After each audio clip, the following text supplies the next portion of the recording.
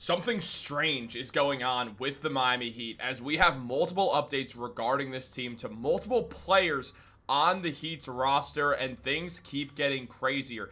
As we all know, there has been news about Precious Achiuwa and the Heat being linked to him, but now we're seeing another former Heat player get linked to the team. Meanwhile, there is a financial stipulation in all of this that's blocking everything out, and it's because of a specific Heat player and something that's causing a lot of trouble that is going to try to prevent the Heat from being their best selves next season. This is absolutely nuts, and we're going to dive right into it, explain what this Heat player is doing, who he is, and all the problems surrounding this issue, and also what the Heat will evidently do as they try to get another big man onto this roster without doing a real financial, or without having a serious financial issue going forwards as well. We're going to jump into all that immediately, guys, but real quick, if you're part of that 80% that's not subscribed to Heat Digest, I just don't know what you're doing, man, because we have daily Miami Heat updates for myself and Houston right now.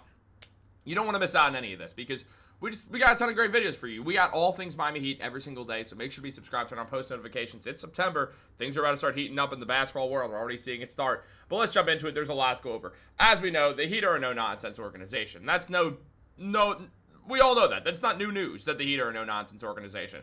And we've seen this team have a very limited depth on big men. And with that in mind, Precious Achiuwa has popped up as a name that the Heat are interested in. I did a video on that recently. Make sure to go check it out because this is not a whole Precious Achiuwa video because I already talked about him. But he is involved in a situation that is getting more and more insane by the day for the Miami Heat because, as we know, the Heat, they are near that luxury tax. They traded Haywood Highsmith to get out of the luxury tax. So clearly, they don't want to be in it, and they don't have any intentions of going in it. However, if they signed Precious Achiuwa or any free agent, they would end up in that luxury tax, keeping them at 14 players right now. Well, how do you avoid that situation and bring in Precious Achiuwa? You get rid of a player. Which player do you get rid of? Oh, I don't know. Maybe a player who hasn't been productive and also is a gambling issue, and that is Terry Rozier. Now, Terry Rozier was traded to the Heat for a first-round pick, and that trade has proven to really age horribly for the Heat. Rozier struggled to really find his consistency with Miami, and now there's been a lot of discussion about waiving him or buying him out or trying to trade him off. However, teams don't really have much trade interest in a guy who has been involved in some gambling investigations, and also now we have a new update on Terry Rozier getting bought out as well.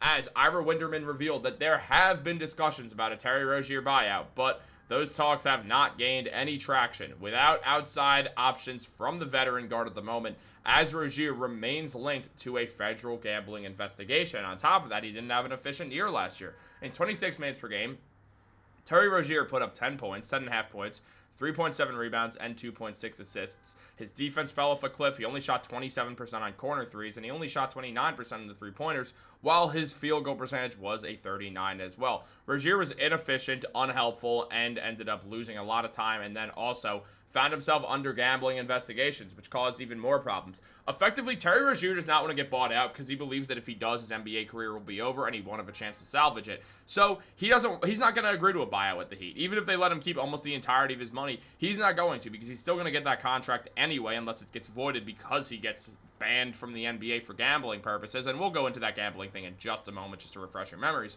But with the whole Terry Rozier thing, that's why he doesn't want to leave. He doesn't want to get bought out and then have his career end. Rozier, his first year with the Heat, he was a good player too. He was the same guy that he was with the Hornets, just obviously at a lower usage because he was with the Heat and not the Hornets. He put up 16.4 points per game with the Heat with 4.6 assists. He was doing well. He shot 42% from the field and 37% from three with 91% from the free throw line, a good true shooting, and was a solid defender as well as he usually was, getting a steal per game. It was just last year the wheels really fell off for Rozier and things became a serious issue with the team, obviously. Now, on top of this, we also see a fun fact where on March 17th, the Charlotte Hornets are hosting sports betting night, sounds like a bad idea, against none other than the Miami Heat. March 17th is also Terry Rozier's birthday.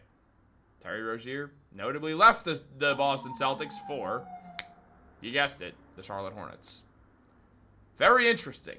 Now, in case you missed the Terry Rozier situation, or you just don't know what's going on, or you forgot, here's the deal with Terry Rozier and the gambling thing. Now, as ESPN revealed, a professional sports bettor placed 30 wagers in 46 minutes, all involving Terry Rozier in a 2023 NBA game, according to documents obtained by ESPN that reveal the new details about the suspicious betting under scrutiny by federal investigators.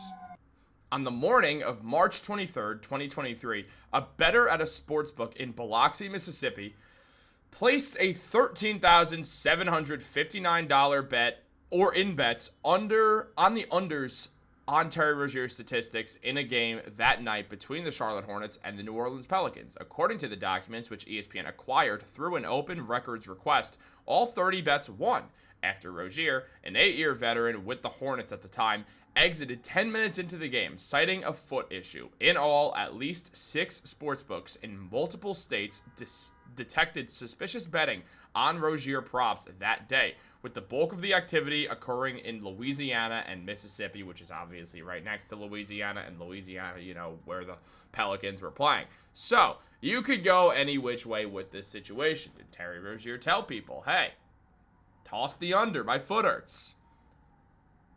I don't really know what else could have happened unless he said, hey, let's split the bread.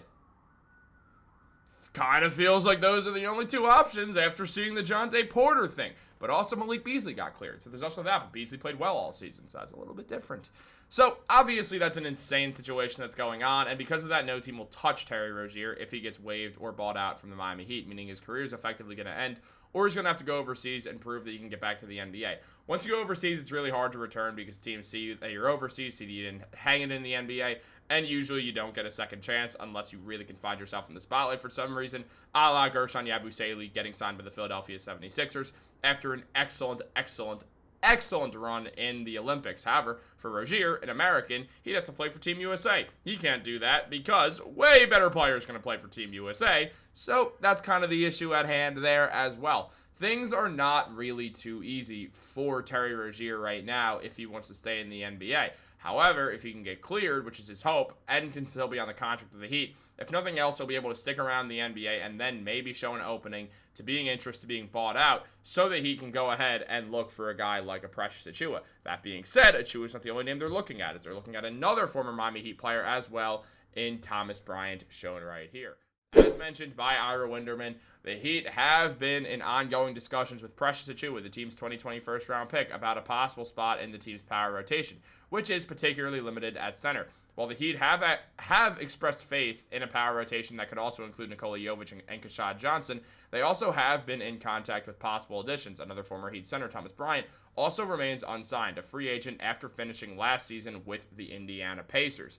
Bryant last year put up 6.5 points, 4 rebounds per game, and shot 51% from the field and 32% from 3 between the Heat and the Pacers, while Precious Achiuwa in 20 minutes per game put up 6.5 points, 5.5 rebounds, 1 assist, nearly a block, shot 50% from the field, and 28% from 3 with the New York Knicks in inconsistent minutes. So, there's a few ways you can go. Bryant spent 2 seasons with the Heat, a total of 48 games in that time. Played decently for sure. That first year was better around where he actually shot 58% from the field. He didn't shoot well from 3. Second year, or in those 10 games that he appeared in, he shot 35% from 3. Obviously didn't take the most threes, but he did shoot 1.7 per game and shot 35%. So they're different players. If you want to go defensively, you go with Precious Achiuwa. If you want to go offensively, you go with Thomas Bryant. Bryant also did get some run in the playoffs, averaging 2.6 points and 1.4 rebounds. He had an excellent game where the Knicks got eliminated by the Pacers, so the Pacers could go to the NBA Finals, where Bryant hit like 4 threes in the game. He shot excellently. He shot 50% from 3 throughout the playoffs in his 8.4 minutes per game. So we'll see which way the Heat go about this. I do think they'll lean towards Precious Achiuwa for defensive reasons, but we're going to see what happens. Both guys definitely do have their own argument. Guys, what do you think about the Rozier stuff? What do you think? Who would you rather, Precious Achiuwa or Thomas Bryant? Will they be able to sign one of them and avoid the luxury tax through a Terry Rozier situation? Let me know what you think in the comments down below. Like this video, subscribe, turn on post notifications. Have a great day. I will catch you later. Yes, I stuttered on have a great day. So close.